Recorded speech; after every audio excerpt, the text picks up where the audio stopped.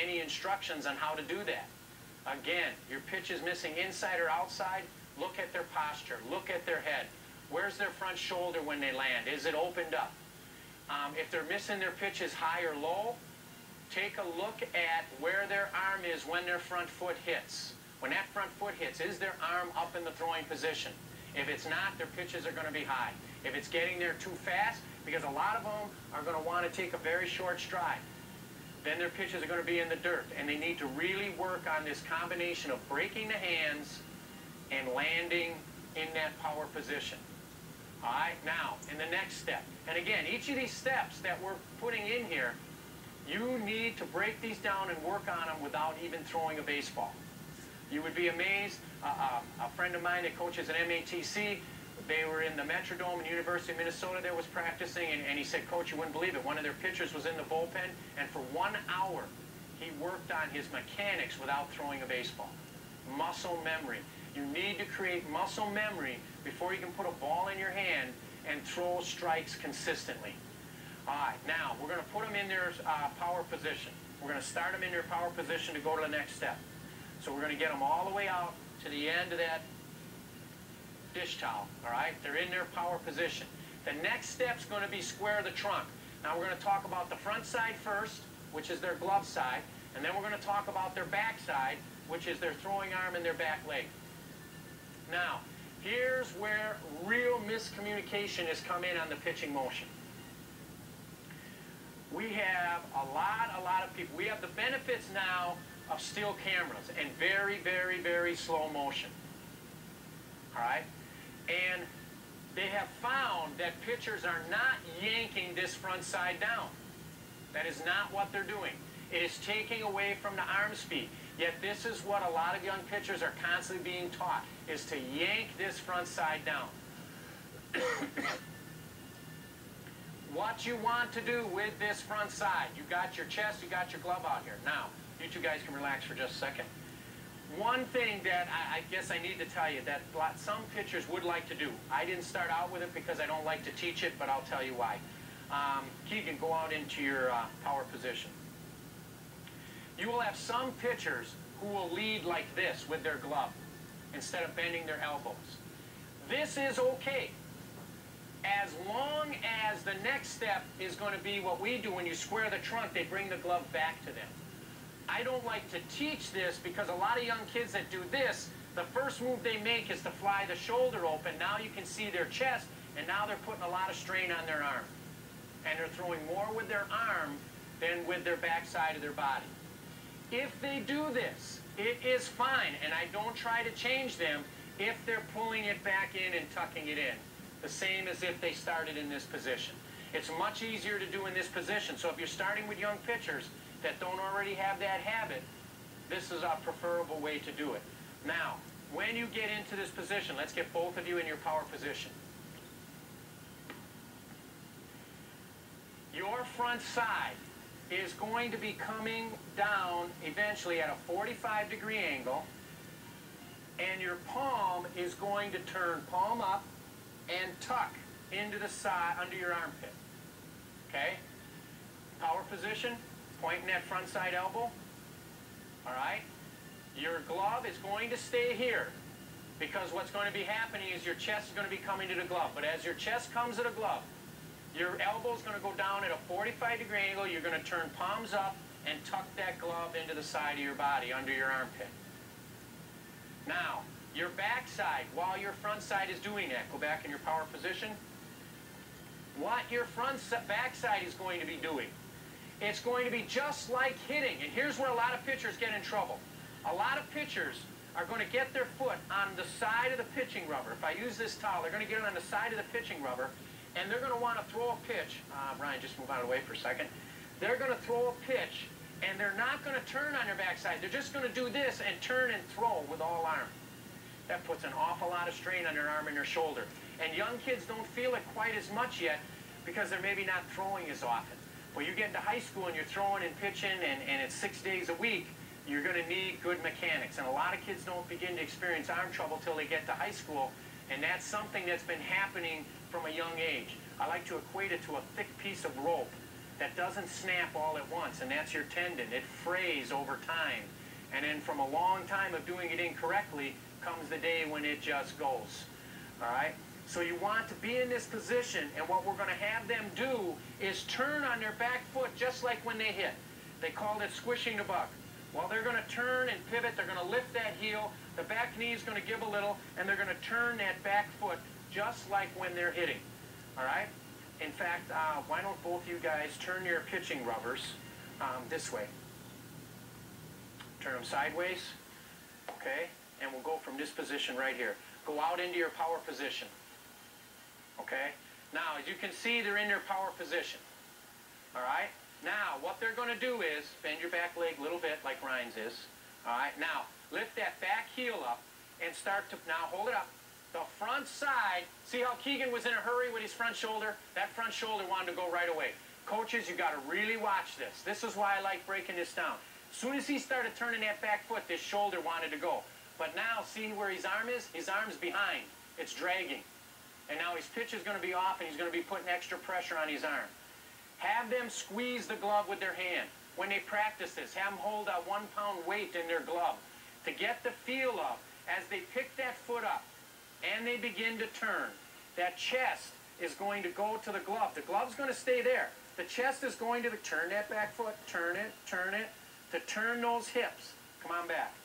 He was turning those hips, but he wasn't turning that foot. You're going to get your speed from this trunk rotation in here.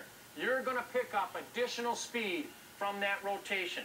Here's where you're going to pick up speed in your pitch. But you've got to turn on that back foot. So now, as he begins to lift that heel up, bends that back leg slightly, he leaves this out here, he's turning, he's taking his chest to the glove, and the glove then just turns over the way we talked about.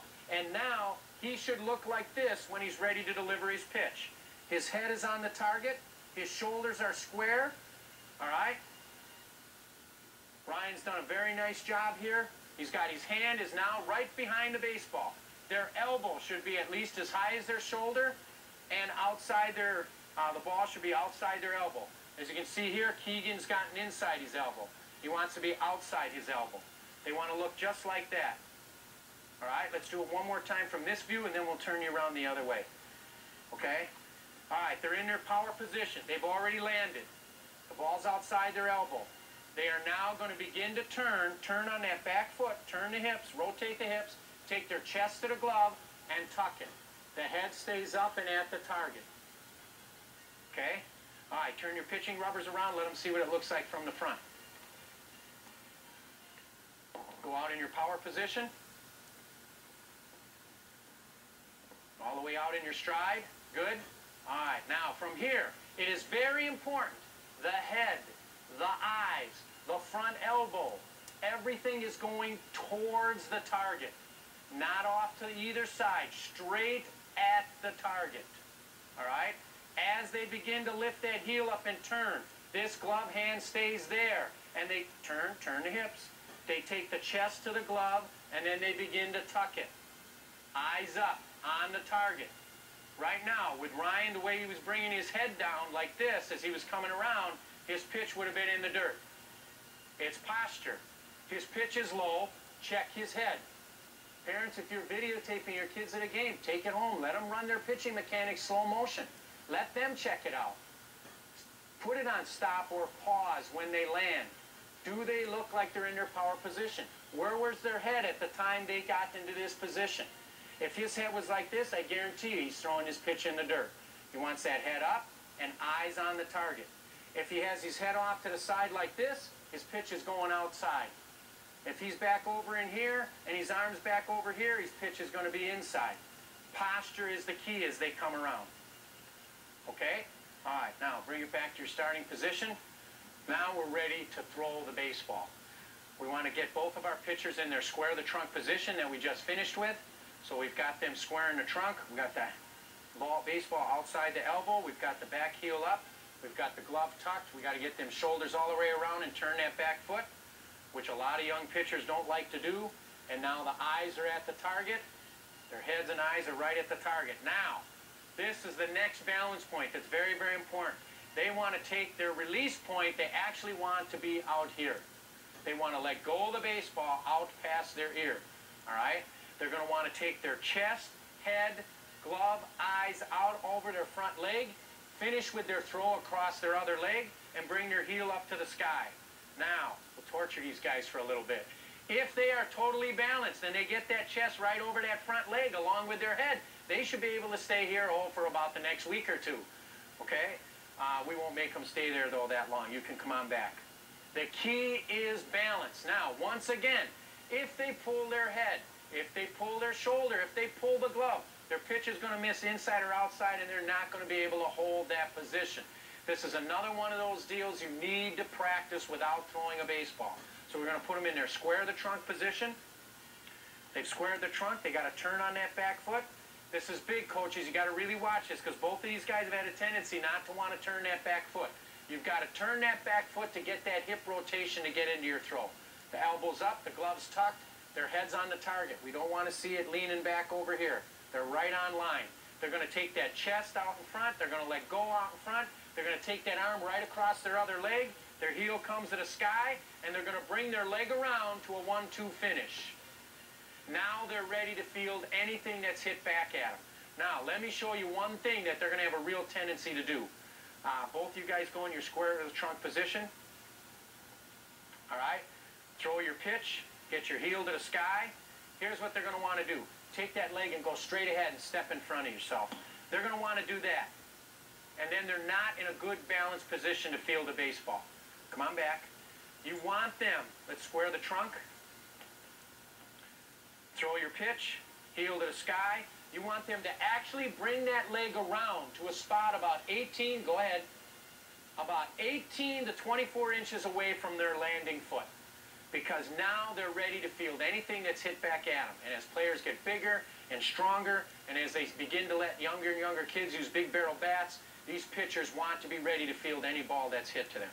So, just real quick, let's put it all together now. There's your 8 steps. The last one was the finish, where they brought their leg around and finished in a good 1-2 step position ready to field the ball. So they start on the pitching rubber on a 45-degree angle. They want to be on the right side of the pitching rubber if they're a right-handed pitcher, left side of the pitching rubber if they're a left-handed pitcher. They've got their glove out in front of them, all right? Their hands on top of the baseball. They got good four-seam grips, all right? They're going to take a short step back. They're going to pivot. They're going to keep their head over that pivot foot the entire time. They're going to lift their leg, not swing it. They're going to cock their hips slightly. Both knees are up as high as their waist. They should be able to hold that balanced position. They are now going to go down and along the ground while their hands go down, back, and up and land in their power position. Go ahead. Get that front foot opened up, Matthew. All right, 0 to 45-degree angle when you land. Square the trunk by turning that back heel. Take your chest to the glove. Tuck the glove into your armpit. All right. Now, get your head, chest out in front of your lead leg and throw the ball out in front of you and finish. And come to a 1-2 landing. And there's your 8 steps for throwing the baseball. Now with these mechanics, you want to work on these without throwing a baseball. Get in front of your TV without a baseball so that you're not breaking anything in the house. And go through these pitching mechanics just as we've done them.